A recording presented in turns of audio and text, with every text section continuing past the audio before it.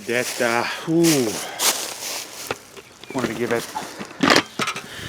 660 with a 36-inch bar, a little workout. Oh yeah.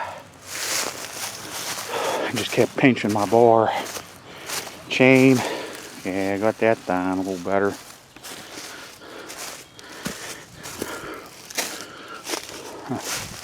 That 36-inch boy, oh yeah.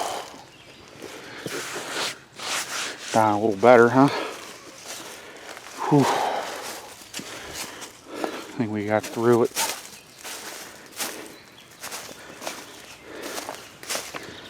Oh yeah. Yeah, I got through that a little better. Oh yeah, that 660 runs, boy. I just put a new set of seals in that.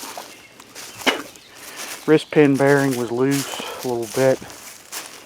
I moved the timing to 3 degrees on that because I think why that thing ran real good before is because the wrist pin bearing was loose. We're gonna give that a little workout. Oh yeah. Puppy definitely got guts. As long as you keep that thing pulled in all the way, the throttle, full throttle all the way, you can just pull on that. You just yank on it, won't have to worry about the stalling. Some of that I was running part throttle. Thing was jumping a good bit. But that's a good saw.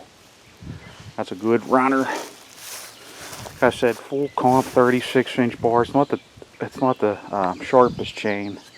Some of the cutters are a little bit hit, but I think that's definitely a hell of a saw there. Now, one thing I did know, when I tuned it back to 1.5 degrees, oh, it was quick, but it kind of lost some of its torque. It would cut real quick, but it would lose the torque. I think I did, was it 2.5?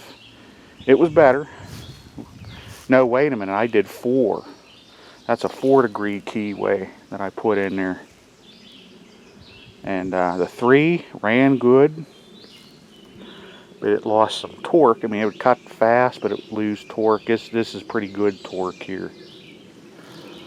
You know, 4 degrees on the key. But that's a brand new set of seals. I put SKF bearings in that. I put an OEM wrist pin bearing. Piston was fine. Rings, cylinder. It just loosened up that wrist pin bearing just a little bit. But, yeah, running pretty good. Figure that's a 5-footer there almost.